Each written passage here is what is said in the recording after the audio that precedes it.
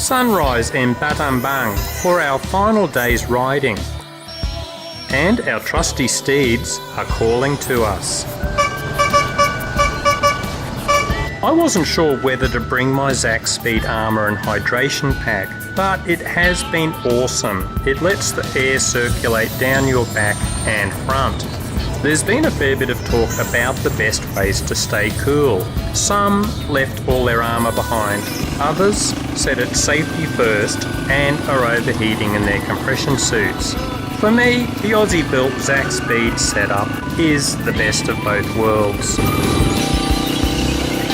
Battambang is a big town, so there's a bit more slabbing on the roads until we hit the dirt. But that's fine with us. As mentioned in an earlier vid, the tour leaders work in plenty of roads, which give us a chance to cool off and relax. They can customise the route for a group wanting mostly hardcore dirt riding, but you'd need to be exceptionally fit. And somehow, I don't think that's us. Plenty of unpredictable water crossings as always, and a few TTR 250s go under yet again.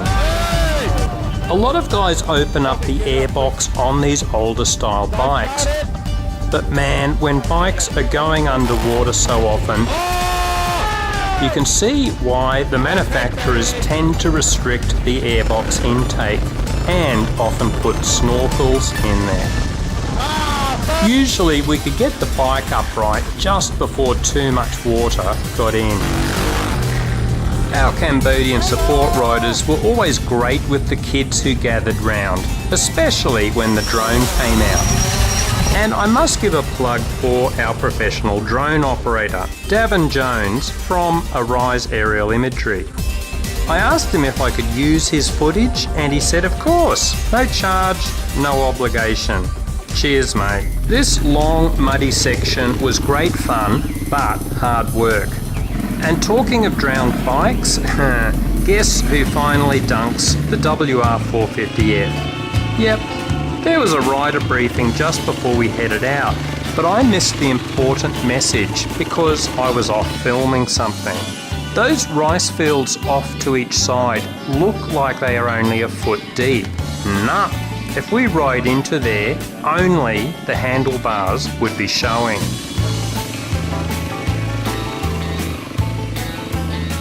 Whoa!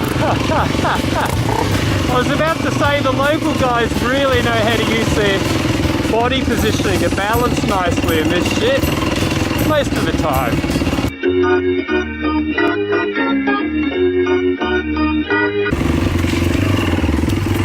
I don't know if I got that on camera, but what a fucking dumb move. I bloody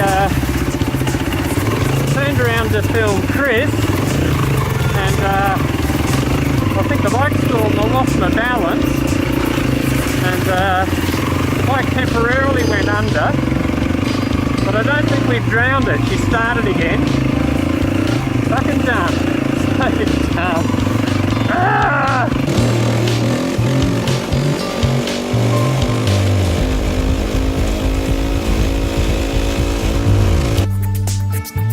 We know we are close to the end of our journey when we get to Tonle Sap Lake, which is seasonally inundated and links up with the famous Mekong River.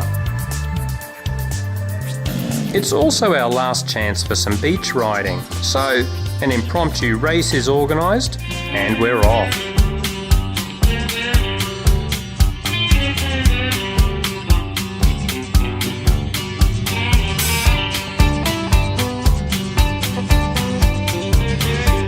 So while this isn't our last episode, it is our last riding day, and man, what an adventure it's been.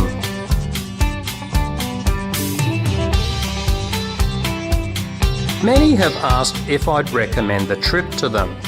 All I can say is watch the vids, decide for yourself.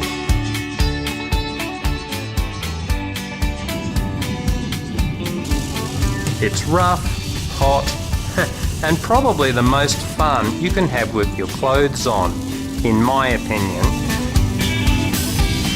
And then you get spoilt rotten most nights with accommodation you probably couldn't afford back home. But whether this trip will be your cup of tea, I'll leave it to you. And talking of posh hotels, another nice one in Siem Reap to finish our riding, along with another classy pool for the post-ride beers. So hang around guys, and next episode we'll visit the famous Angkor Wat. Sorry, there won't be any riding, but man, it would be perfect for an extreme enduro course.